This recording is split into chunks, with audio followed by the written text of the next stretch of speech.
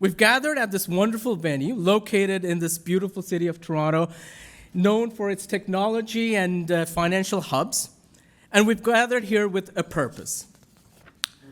We're living in rather interesting times, perhaps too interesting, thanks to rapid advancements in technological changes like AI. The ongoing fourth industrial revolution is being turbocharged by AI. Global corporations are rushing to roll out their AI strategies. Countries around the world are developing their own national AI policies. Surely, there's some hype, in that process. But I think it is quite evident that AI will have substantial socioeconomic impact. Now, Canada has been a leader in AI research. In fact, the most fundamental breakthroughs that paved the way for developing modern machine learning processes have originated from Canada. 3 decades ago, when the notion of machines mimicking the way humans' brain learn, frankly belonged in the realm of science fiction. All right? It was our scientists who chose to take this crazy, uncharted path, right? Supported by, yes, our public dollars. The early investments in spurring AI research has paid some dividends. You'll hear today about the substantial opportunities that our AI researchers and entrepreneurs can seize upon. But you'll also hear about the challenges that hinder them from scaling their innovations and seizing those opportunities. And I have a sneaking suspicion that you will also hear about Canada's productivity problems. The two issues, as you know, are not unrelated. Against this backdrop, our nation confronts a fundamental challenge. How can industry action and government policy enhance the scaling of AI innovations and do so responsibly, thereby enabling Canada to sustain its early advantage in the midst of fierce global competition? And the purpose of today is not merely to explore and examine the issues affecting Canada's innovation landscape, but also we hope to generate some concrete, actionable policy ideas and industry actions that the stakeholders see as priorities, can rally around and drive action, and in the process contribute towards a dynamic and robust Canada. It is our intention to take the key lessons emerging from this event and our own center's research and share it with the business and government leaders, including senior cabinet ministers across Canada. Now, to this audience, I don't think I need to belabor the point about Canada's innovation and productivity performance and explain how far we've fallen behind our peers on this aspect. But what could be useful for us is thinking about, at least from 30,000 feet, where our innovation process, where in the innovation process we struggle. So one place we can start investigating and looking into it is thinking about where we invest in terms of R&D, right? And what has happened to investment in R&D, which is a proxy for innovation, right? And what you see over the years, R&D investment per capita has pretty much remained flat in Canada, even dropped. We used to be, above OECD average, but now we're below OECD average and even further below from leading countries like the US. Right? So who's not keeping up with investments in R&D? It turns out it's not your public R&D. In fact, there's a lot of investments going on in the universities, right? The research that is taking place. And if you look at the quality of research that's coming up with, citation index and all that, that's, some good research that is being generated from Canada.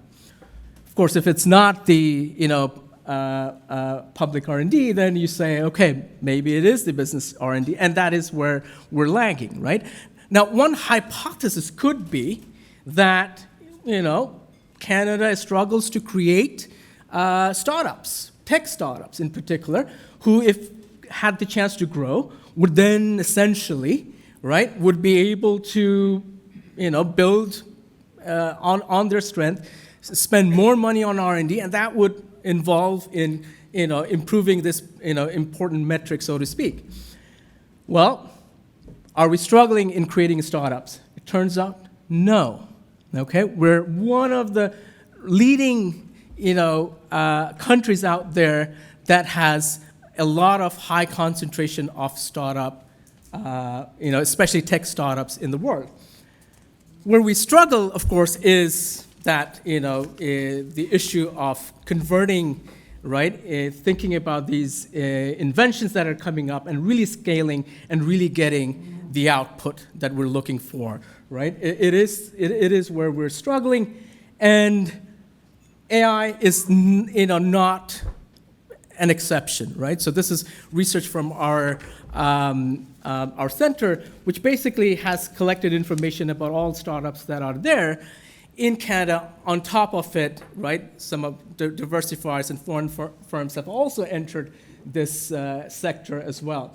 What you see is over the years, there's been a tremendous growth in AI startups, especially after 2012, after the ImageNet competition, which galvanizes interest in people, because that's when, we heard about how the power of AI and deep learning could essentially do in terms of, the hard and difficult problem of image recognition, right?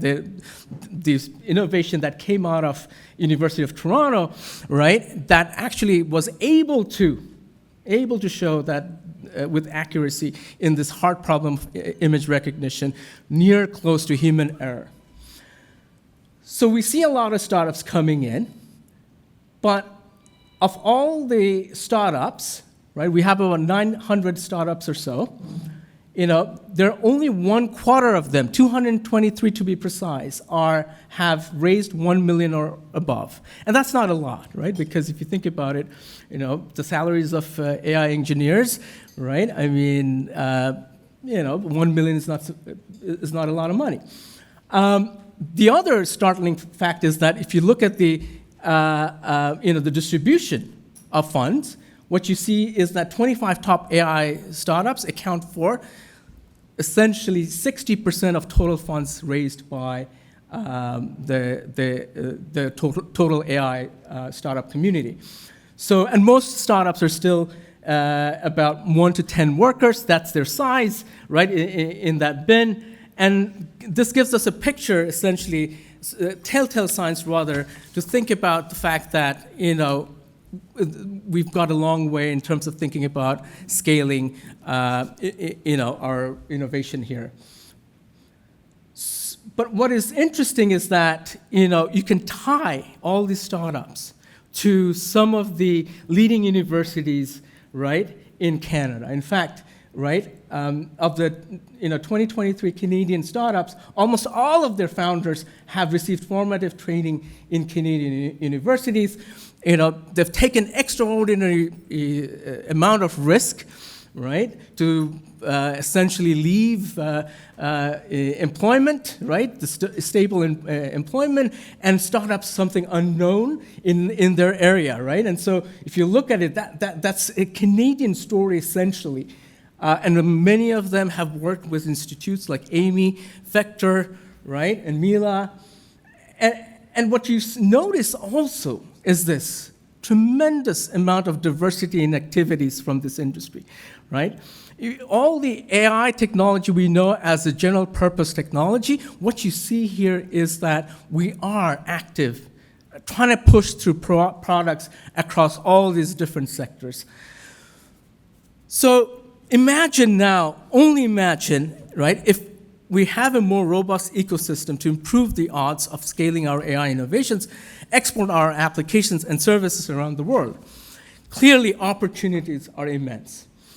So do we seize this once-in-a-generation opportunity to shape the technological frontier of this industrial revolution by removing scaling barriers, which involves also developing guardrails, encouraging adoption, essentially building on our strengths, lest we fail to act and squander away this early advantage and fall further behind in innovation metrics, quality of life. Clearly, the stakes are big here, right? So we have a full agenda today, right? And very briefly, I'll tell you essentially how we envision the day to unfold. Our next speaker is going to be our Dean, Sharon Hodgson. She's going to talk about schools' commitment to research and training our next generation leaders in an environment where technology is shifting very rapidly.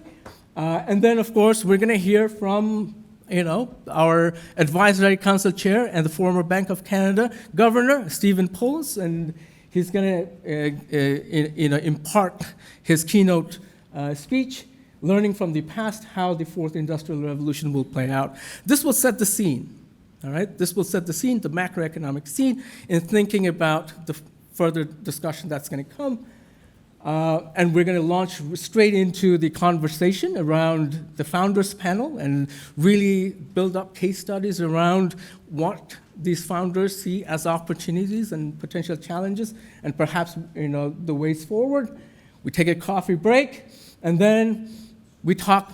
An important topic around scaling innovation is on cloud infrastructure, and we're very fortunate to have Sam Sebastian from Google Cloud here, and our dean is going to moderate that conversation as well. And then we move into the conversation around government perspective. We know government is an important stakeholder, and there we've got really good panelists as well. And then we shift gears and try to get the perspective from venture capital and also pension funds in thinking about investing in AI companies, right? And finally, we'll end by synthesizing the lessons that emerge from this conversation and carve out potentially path in terms of where we should go next. So that's the agenda, and I'd be remiss if I didn't acknowledge the limit of the scope of our discussion, right? So we're focusing on scaling innovation, and while I expect the conversation around scaling to broach on issues related to AI safety, potential labor market disruptions, or factors contributing to limited or slow technology adoption by our businesses and organizations, these are substantial issues, and we plan to explore them more extensively in future events. Now, the topic of innovation is at the heart of what Lawrence National Center does, right? It has the distinction, the center has the distinction of being the only public policy center within a leading business school in Canada. We call ourselves, in short, LNC. Our broader mandate is to explore ways in which Canada can unlock its competitive advantage, no surprise there, by advancing, of course, policy and industry strategy in our mandated pillars through research, thought leadership, training, and developing outreach initiatives for impact. And that includes, and importantly, to provide a platform for coordination and collaboration between business, government, and other key stakeholders. Carving out this platform has been a key mission of the center set by its founder, the late visionary businessman, Jack Lawrence. As you know, organizing an event such as this is no easy task. First, let me acknowledge the generous support we have received from Power Corporation of Canada, the Lawrence family, the Mitchell and Catherine Barron Family Foundation. Their support has been instrumental in driving the center's activities. Second, let me also thank our advisory council members for their unflinching support and wisdom. Many of them are here today, and I would like to introduce them. So if you would so kindly, rise up. We'll start with Stephen Pullis here. Steve. Sharon Hodgson.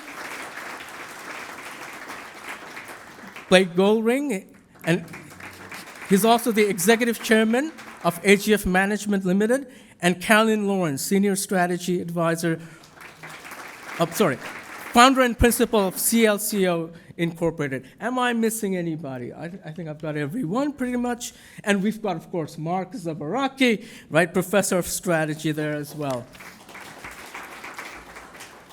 Of course, we thank our distinguished speakers and moderators, many of whom have traveled across Canada to share their valuable insights. We'll keep our introductions short so that we can dedicate more time to the content of our discussions. But if you wish to learn more about them, please scan the QR code placed on your table, which will take you to the Summit website, and you'll find their bios. They're all very impressive. Along that line, please be advised that if you wish to quote or tweet the views expressed by our speakers, those views may reflect their personal views and not the views of their organizations. Fourth, I would also like to thank our industry and government partners for their support in promoting the event, and especially Salim Tija. You're right there, Salim, right? He's a partner at Radical Ventures and our center's AI industry champion. Providing critical support in the organizing this event is an experienced team from Ivy's communication, Ivy Web, Ivy Toronto alumni, and of course, a few volunteers, including my students right there, right? And the center team, there you go. And especially our, Power Corporation of Canada fellow Mahmoud Nanji. And the person who actually makes all this magic happen is our center manager, Stephanie Scanlon. You've probably seen her. She's around somewhere.